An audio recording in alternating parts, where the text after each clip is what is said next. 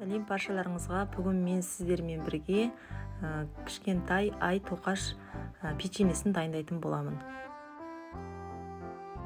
Бізге керекті заттар осы заттар. Біз енді ең алдыменен ұнымызды духовка табағына салып 6 минутқа пісіріп аламыз. Ұнымыз сарғайып пісуі керек.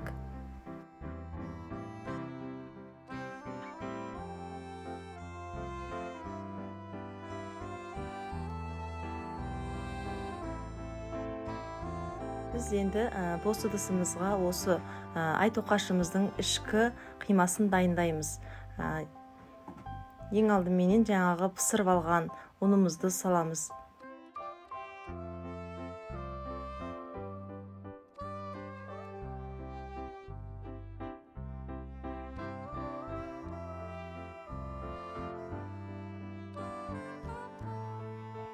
Оның үстіне семечке дәмін қосамыз. Одан кейін ақ күнжітімізді саламыз. Одан кейін қара күнжітімізді саламыз. Одан қантымызды саламыз. Өріктерімізді осылай етіп ұсақтап турап аламыз. Оның үстіне орехамызды саламыз. Одан кейін жақсылап араластырып алып, оның үстіне сумайымызды құямыз. Мен толық рецептерін, грамдарын барлығын видеоның соңына қалдырып кетемін. Сол жерден көрсеңіздер болады.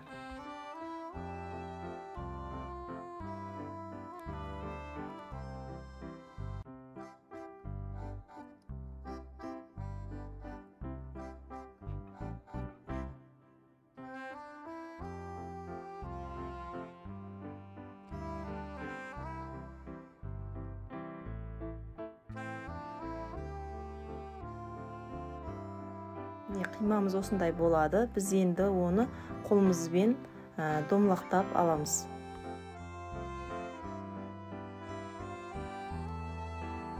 Біз домлақтаған қимамызды өлшегішпен 60 граммнан етіп домлақтап аламыз. Біз енді ай тоқашымыздың ішкі қамырын жасап болдық. Енді сыртқы қамырын илейміз. Ең алдымен бір жұмыртқаны бос ыдысымызға саламыз. Оны жақсылап араластырамыз. Қант, содамызды салып араластырамыз.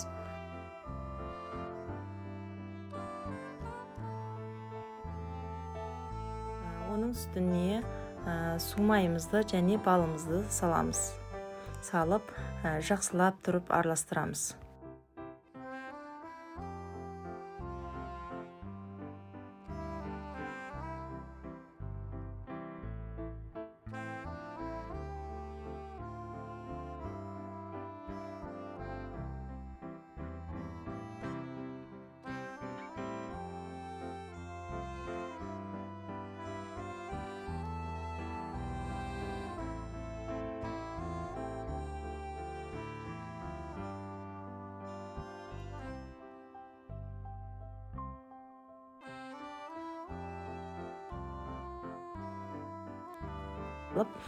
Керегінше ұнымызды салып араластырамыз. Тестамыз өте жұмсақ немесе қатты болмау керек. Қалыпты теста болғанша ұнымызды аздап салып отырып араластырып илеп аламыз.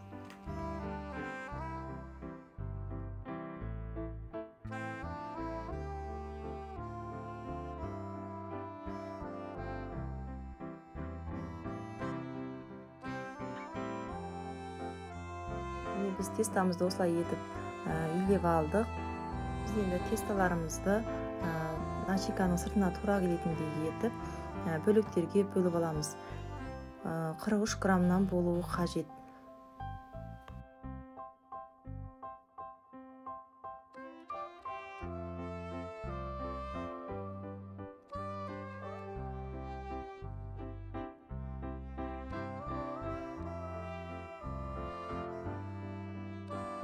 Біз енді оны осылай етіп домлақтап аламыз.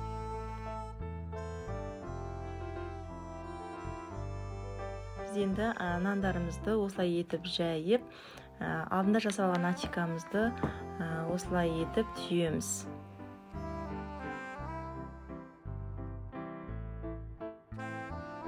Біздің бұл ай тоқашымыздың өзінің арнайы формасы бар. Сол формасына салып, формасын келтіреміз.